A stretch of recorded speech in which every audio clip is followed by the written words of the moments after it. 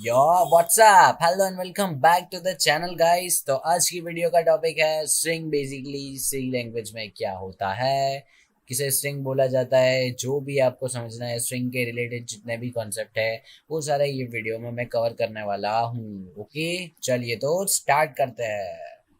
चलिए तो यहाँ पे क्या लिखा है बेसिकली कि स्ट्रिंग होता क्या है, आप ध्यान से देखना। Okay, what is string? तो string is the collection of the character terminated with null character. अब ये भाई अब बोलोगे ये तो क्या लिख ही दिया। तो देखो जैसे ना मैं अपना नाम लिख रहा हूँ, जैसे FENZ। ओके ये देखो मैंने नाम लिखा। तो F क्या है, एक कैरेक्टर है, E भी एक कैरेक्टर हो गया, Z भी एक कैरेक्टर हो गया। तो ये क्या हो गया, पूरा फैज कलेक्शन ऑफ कैरेक्टर हो गया, जिसे क्या बोला जाता है सी लैंग्वेज में, जिसे बोला जाता है स्ट्रिंग। और ये क्या होगा, विथ नल कैरेक्टर। इसका मीनिंग क्या होता है कि जब आप सी लैंग्वेज में अगर आपको ऐसा लिखना है कहीं पे फेज, अब इसको स्ट्रिंग बोलते हैं, बट आपको कंपाइलर को बताना पड़ेगा कि भाई ये जो है ना फिर उसके बाद कुछ भी नहीं, यहाँ पे स्ट्रिंग एंड करो। तो उसी के लिए यहाँ पे आपको लिखना पड़ता है /0। और ये /0 को क्या बोलते हैं, नल कैरेक्टर। आप रिमेम्बर करके रखना इसको।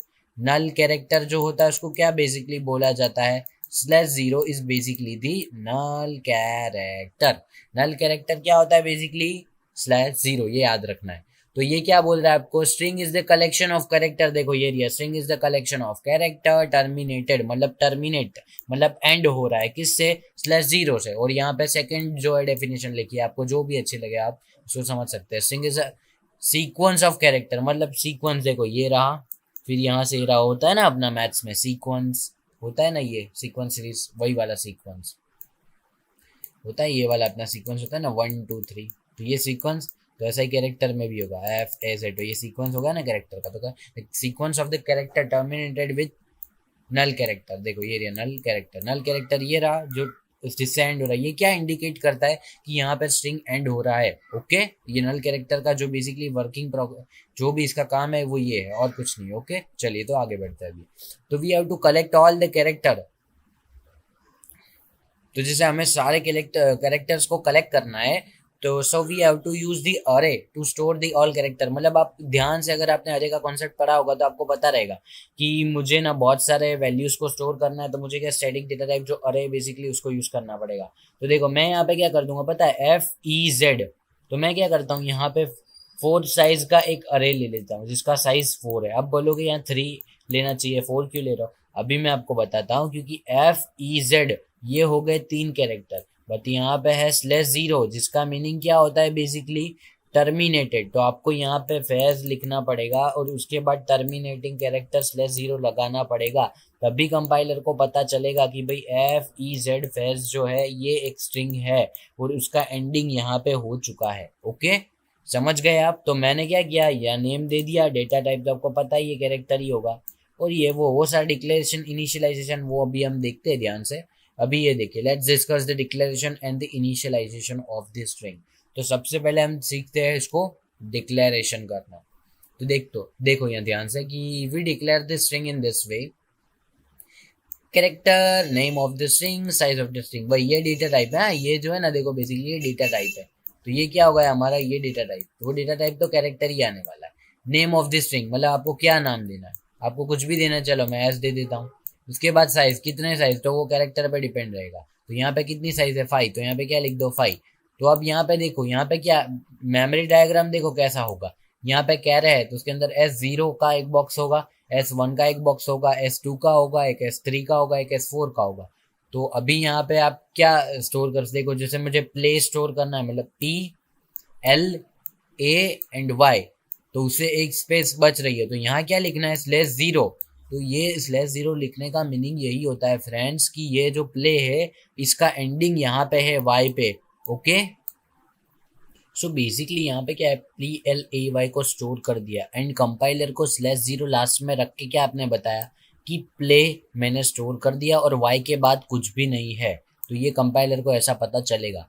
अगर आप ऐसा नहीं करके डायरेक्ट ही प्ले को स्टोर करवाओगे ना तो कुछ दिक्कत तो नहीं आएगी, बट जैसे ही आप इसको प्रिंट करोगे ना तो कैसा प्रिंट होगा पता है, PLAY और उसके बाद यहाँ पे ना सारी गार्बेज दिखाएगा, मतलब कुछ भी कैरेक्टर जो है ना यहाँ पे प्रिंट करके दे देगा। इसलिए आपको /0 सभी स्ट्रिंग के एंडिंग में लगाना है। ओके, वो लगाओगे तो पता चलेगा कंपाइलर को कि स्ट्रिंग एंड यहाँ पे हो रही है। तो अब मुझे इसके बाद कुछ भी करना नहीं है। तो देखो यहाँ पे लगाया ना आपने /0, तो वो क्या समझेगा, प्ले को ही प्रिंट करो, वरना क्या होगा प्ले और उसको भी पता नहीं चलेगा स्ट्रिंग कहाँ पे एंड हो रही है। तो उसके बाद या कुछ भी आपको इसके प्ले तो देगा ही, उसके बाद भी आपको कुछ गार्बेज दे देगा, तो वो शो ना करे। इसलिए हम क्या करते हैं, /0 लास्ट में लगाते हैं, जिससे पता चले कि स्ट्रिंग टर्मिनेट हुई, मतलब एंड हुई। चलिए, तो मेमोरी डायग्राम तो देख लिया। तो डिक्लेयर अगर करना है किसी स्ट्रिंग को तो कैसे करना है देख लिया ना, अपना नेम साइज और कैरेक्टर ही आएगा डेटा टाइप। तो चलिए अब आगे बढ़ते हैं। तो पहले लेट्स चेंज द कलर, अच्छा सा एक कलर ले लेते हैं। चलिए, अब इनिशियलाइजेशन मतलब क्या कि हमने स्टार्टिंग में ही जो भी स्ट्रिंग ली ना उसको इनिशियलाइज कर दिया, मतलब स्टार्टिंग से हमने फिक्स रखा। और वो डिक्लेरेशन में क्या था कि डिक्लेयर कर दिया, उसके बाद हम यूजर से स्ट्रिंग को स्कैन करेंगे, फिर प्रिंट करेंगे, ये वो वगैरह, वो डिक्लेरेशन में था। अभी इनिशियलाइजेशन है। तो देखो यहाँ पे वही कैरेक्टर डेटा टाइप है, और ये नेम ऑफ दिस स्ट्रिंग, वो जो आपको लिखना है, वो साइज ऑफ दिस स्ट्रिंग। तो यहाँ देखना मैंने क्या किया है, कैरेक्टर, उसके बाद name of the string S, उसके बाद साइज कुछ नहीं लिखा। उसके बाद मैंने डबल क्वाट्स में लिखा है, डबल क्वाट के अंदर मैंने क्या लिखा है, फैजान लिखा है। तो अभी देखना कि डबल कोट के अंदर जो भी लिखा रहता है ना उसको क्या काउंट होता है, एज अ स्ट्रिंग काउंट होता है गाइस। ये कॉन्सेप्ट आप ध्यान से समझना कि डबल कोट के अंदर जो भी है वो स्ट्रिंग काउंट होगा, और सिंगल कोट के अंदर जो भी आप लिखने वाले हो वो सिंगल कैरेक्टर होगा, और उसमें सिंगल कैरेक्टर ही आपको लिखना है। और यहाँ पे जो भी लिख रहे हो स्ट्रिंग होगा, डबल कोट के बीच में अगर लिख रहे हो तो ये स्ट्रिंग होना चाहिए। यस। अब आप बोलोगे कि यहाँ तो आपने FAIZAN फैजान जो है वो स्टोर करवा दिया, एंड देन आप डबल कोट करवा दो। अब यहाँ पे क्या होगा पता है, अब ये साइज तो दे नहीं रखा, तो अभी वो कंपाइल होता है। अब हम GCC यूज करोगे ना तो वो ऑटोमेटिकली साइज एलोकेट कर देगा उसके लिए। तो F के लिए कितनी होगी, 1 2 3 4 5 6 साइज करेगा। बट मैं आपको बताऊं ये 6 साइज नहीं करेगा। कितनी करेगा, 7 करेगा। क्यों 7, क्योंकि देखना अभी 7 क्यों करेगा, क्योंकि एक में F होगा, एक में I होगा, एक में IZAN, मतलब FAIZAN तो स्टोर कर दिए। उसके बाद ये /0 ऑटोमेटिक स्टोर कर देगा, अगर आपने इनिशियलाइजेशन में या /0 नहीं लिखा है तो। ऐसा टाइप का जो भी आप लिखते हो ना, इसको ध्यान से देखना। अगर आप साइज दे दो तो आपको साइज जितना भी ये स्ट्रिंग है उससे एक ज़्यादा देना है, ताकि वो नल कैरेक्टर को ऐड कर सके। बाकी सब क्या होगा वो हम प्रोग्राम में देखेंगे। तो ये आपको आई होप क्लियर होगा कि ये क्या है। देखो यहाँ पे लिखा ही हुआ है, F है, ये रहा A है। मैं कलर चेंज करता हूँ, यहाँ पे दिख नहीं रहा।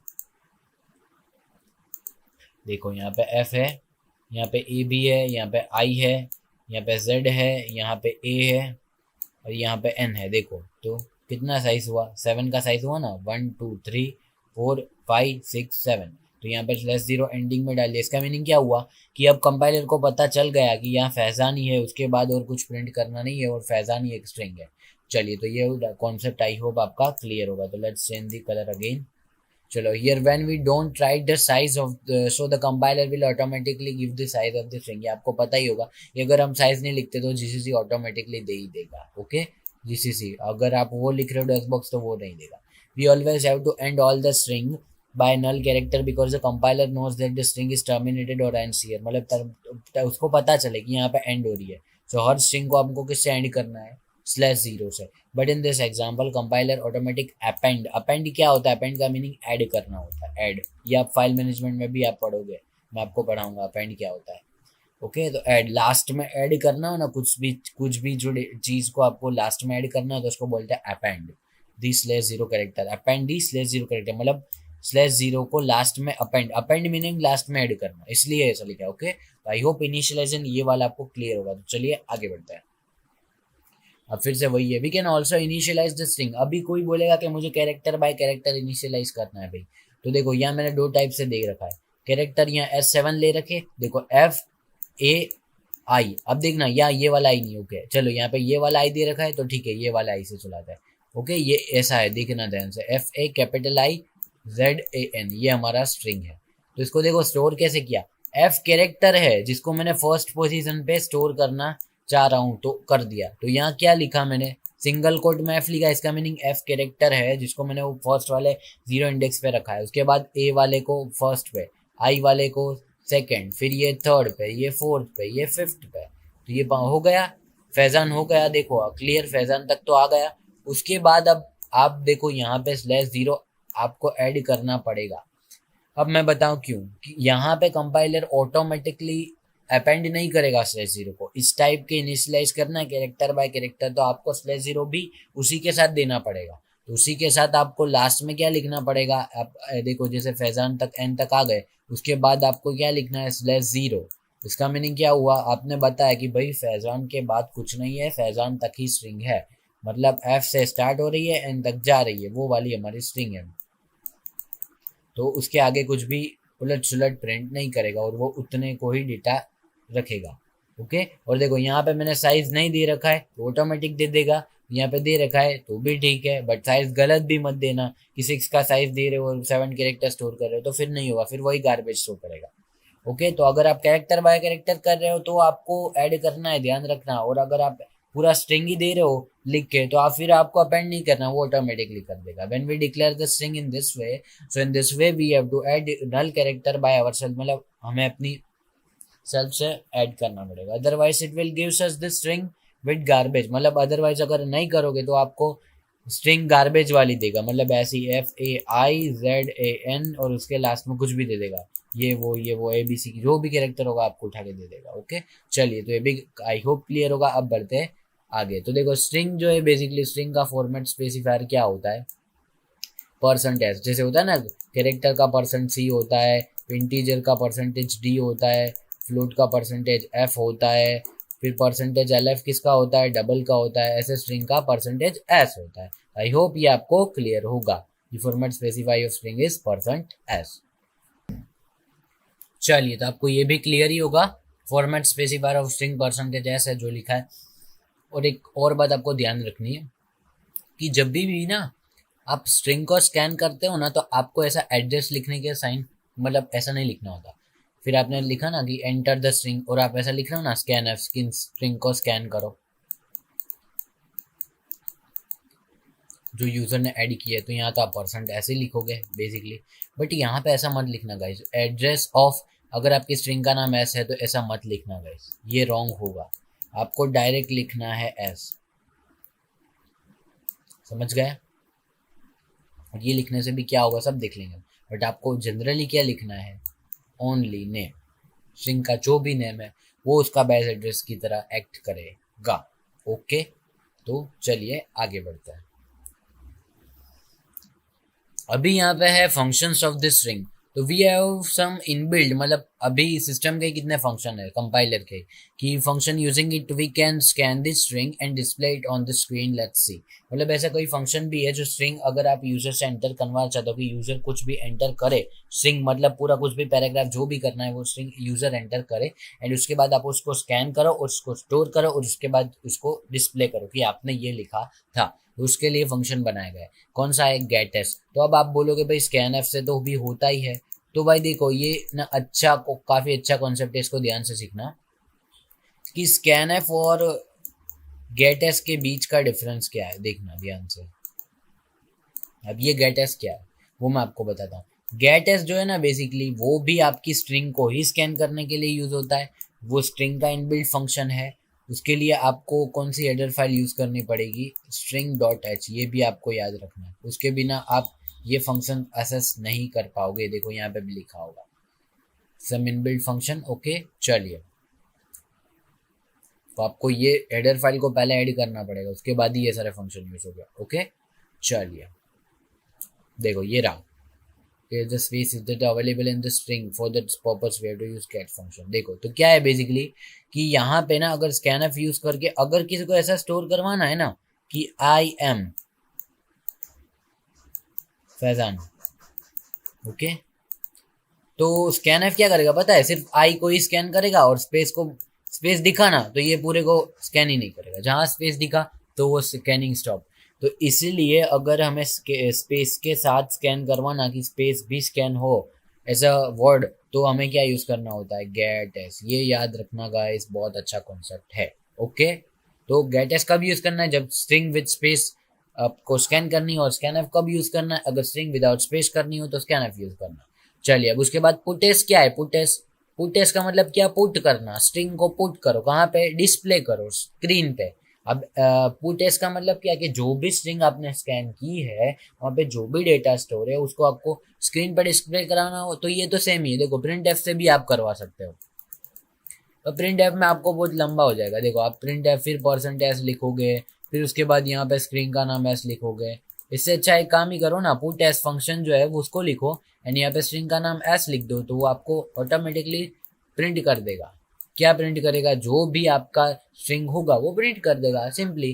तो gets name of the string लिखो, जहाँ पे वो स्ट्रिंग का नाम लिखो, मतलब यहाँ क्या, गेट एस मतलब स्ट्रिंग को स्कैन करके किस स्ट्रिंग में ऐड करना है वो स्ट्रिंग लिखो। के बाद पुट एस मतलब स्ट्रिंग को डिस्प्ले पे पुट करना है, वो किस स्ट्रिंग को डिस्प्ले करवाना है वो स्ट्रिंग का नाम लिखो एस। तो एस जो स्ट्रिंग है उसी को डिस्प्ले करवाना है, मतलब 4-5 स्ट्रिंग हो गई तो आपको एस वन को करवाना है, तो यहाँ नाम में क्या लिखो एस वन। अगर आपको ये स्ट्रिंग को स्कैन करवा के किस स्ट्रिंग में स्टोर करवाना है, जो भी यूजर स्ट्रिंग लिखेगा वो कहाँ स्टोर होगी वो आपको लिखना है यहाँ पे, और जो स्ट्रिंग प्रिंट करवानी है वो आपको कहाँ लिखना है यहाँ पे। यहाँ जो लिखोगे, देखो यहाँ पे ना ये ब्रैकेट में जो लिखोगे वो प्रिंट होगा, और ये ब्रैकेट में जो भी लिखोगे वो वहां पे स्कैन करके उसको ऐड कर देगा। तो I hope gets puts सबका क्लियर होगा। ओके गाइस, चलिए तो अभी आगे बढ़ते हैं। तो स्ट्रिंग इनबिल्ट फंक्शन, तो देखो यहाँ पे बहुत सारे मैंने फंक्शन को लिस्ट रखा है, उसके अलावा भी बहुत सारे फंक्शन है जो हम दूसरे वीडियो में कवर करने वाले हैं। यहाँ पे जितने सारे ना मोस्ट इंपॉर्टेंट जो अच्छे आपके काम में आने वाले फंक्शन जितने भी है उसी को मैंने कवर किया है। तो चलिए स्टार्ट करते हैं। When we want to use the inbuilt string function, we have to include the string header file। अब string header file को ऐड करना पड़ेगा, उसके बिना आपको ये कुछ का एहसास नहीं मिलेगा। तो होता है ना printf scanf को यूज करना हो तो किस हेडर फाइल को यूज करना है, कमेंट करना। चलिए इसका आंसर ओके।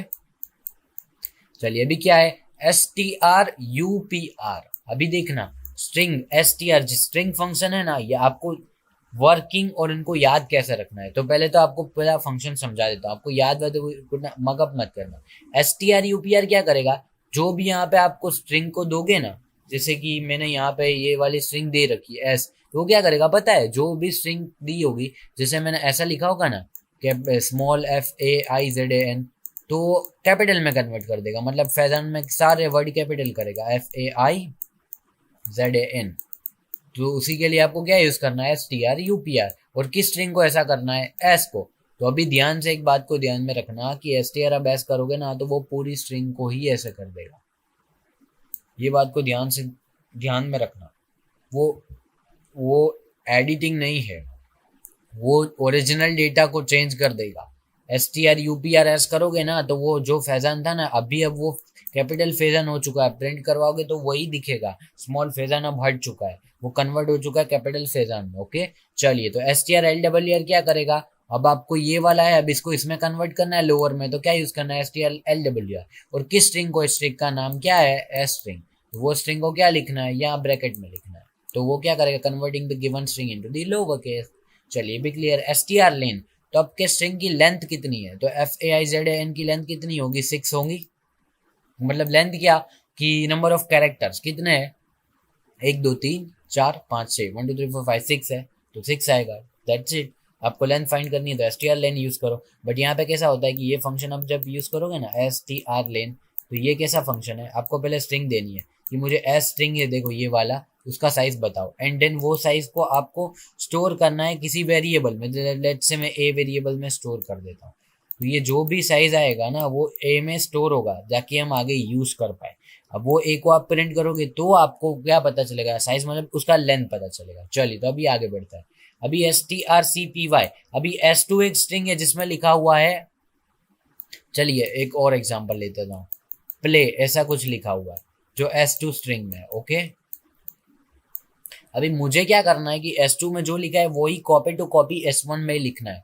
बट मैं कैसा कर रहा हूँ कि एक ही क्लिक में हो जाना चाहिए मुझे, मतलब फिर से नहीं लिखना, पहले S2 में प्ले फिर S1 में प्ले, ऐसा नहीं, पहले S2 में जो भी लिखा है उसको S1 में जो भी है कॉपी कर दो, हम कहते हैं ना Ctrl+C Ctrl+V, ऐसा ही। तो उसी के लिए क्या यूज करना है, strcpy, str मतलब स्ट्रिंग, cpy मतलब कॉपी करने का जो भी फंक्शन, उसका नाम ऐसा है लोगों ने दे रखा है। तो S2 जो भी S2 है उसको कॉपी करेगा S1 में। अगर पहले से S1 में कुछ है तो वो ओवरराइट हो जाएगा। मतलब पहले S1 में फैजान था तो फिर ये प्ले वहां जाएगा तो फैजान को पूरा को हटा देगा। ओके, मतलब वो कैसे वर्क करेगा वो मैं आपको प्रोग्राम करके दिखाऊंगा। अब उसके बाद str कंपेयर, अभी ये ना आपको कंपैरिजन करके देगा कि अगर आप लिख रहे हो PLAY प्ले और आप लिख रहे हो PLYA तो ये दोनों स्ट्रिंग कंपेयर करोगे तो कंपेयर है या नहीं ये कैसे पता करना है, उसी के लिए क्या यूज होता है strcmp। तो ये सबका डिटेल्ड एनालिसिस में विदाउट अभी प्रोग्राम के बिना दिखा रहा हूँ, बट आने वाली वीडियो में विद प्रोग्राम भी दिखा दूंगा तो आपको अच्छा इसका प्रैक्टिस हो जाए। str कैट, तो कैट क्या, कैट का मतलब कॉनकैट। अब ये कॉनकैट क्या होता है, किसी भी दो जो थिंग्स है उनको ज्वाइन करना है उसको बोलते हैं कॉनकैट। अगर मुझे ऐसा ज्वाइन करना है आई एम और यहाँ पे लिखा है फैजान, देखना ध्यान से। अब ये दोनों डिफरेंट स्ट्रिंग है, आई एम डिफरेंट स्ट्रिंग है एंड फैजान डिफरेंट स्ट्रिंग है। अब ये दोनों को कॉपी करना है तो क्या है, कॉपी नहीं ऐड करना है तो क्या लिखना है first string and S2 second string, तो ये दोनों स्ट्रिंग ज्वाइंट हो जाएगी। बट देखो आउटपुट ऐसा आएगा आपके पास आई एम और उसके बाद डायरेक्ट फैजान लिखा रहेगा। क्यों, क्योंकि वो स्ट्रिंग एंड एम पे हो गई और उसके बाद से ज्वाइंट करेगा, मतलब एफ यहाँ डायरेक्ट ही आ जाएगा। तो आपको यहाँ स्पेस चाहिए एक, तो ए एम के बाद एक स्पेस लगा दो या तो एफ के पहले एक स्पेस लगा दो। आपको समझ में आ रहा है, तो क्या होगा फिर आपकी स्ट्रिंग ऐसे कन्वर्ट होगी आई एम। अब यहाँ पे देखो एक स्पेस है और फैजान में क्या है अभी कुछ नहीं रखा मैंने, वहाँ पे कोई स्पेस मुझे नहीं लिखना।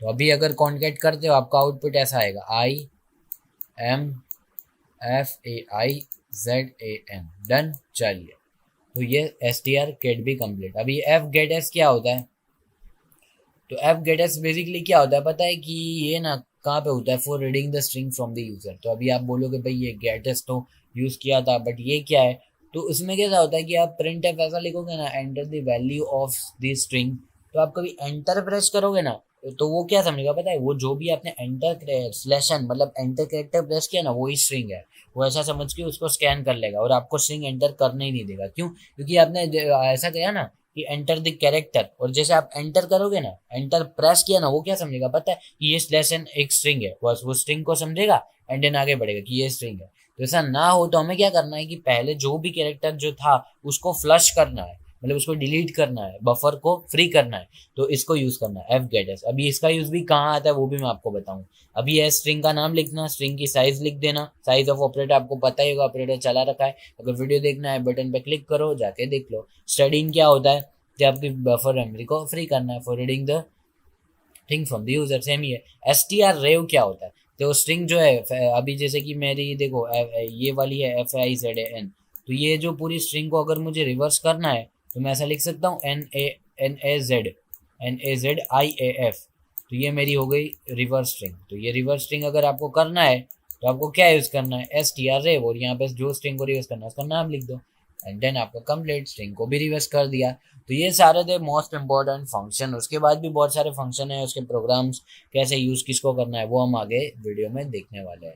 अभी क्या बचा है, तो अभी usage of the string function, तो वो हम अगले वीडियो में देखने वाले हैं। ओके गाइस, तो अभी क्या है हमारे पास, अभी यार आप एक काम कर देना, सब्सक्राइब कर देना, आपके लाइक भी कर देना अगर अच्छा लग रहा है तो, और आपको करना है शेयर आपके फ्रेंड्स को ताकि वो भी ऐसे अमेजिंग वीडियोस देखे और उसको भी समझ में आए कि कोडिंग होता क्या है, और आपको करना है कमेंट। तो गाइज मिलते हैं अगले वीडियो में, तब तक के good bye, thank you so much for watching my video. और गाइज अगर आपको बहुत सारे दूसरे भी वीडियोस है जो मेरे सी लैंग्वेज के ट्यूटोरियल सारे आपको देखने हैं ना फ्रेंड्स, तो आप एक काम करना, यहाँ पे देखो एक वीडियो आ रहा होगा प्लेलिस्ट का, उस पर क्लिक करो जाके और वहाँ पे सारे वीडियो आप अच्छे से देख लो तो आपका सी प्रोग्रामिंग कंप्लीट हो जाएगा। तो गाइस लास्ट में थैंक यू सो मच इतना सपोर्ट करने के लिए, मिलते हैं अगली वीडियो में, तब तक के good bye, thank you so much.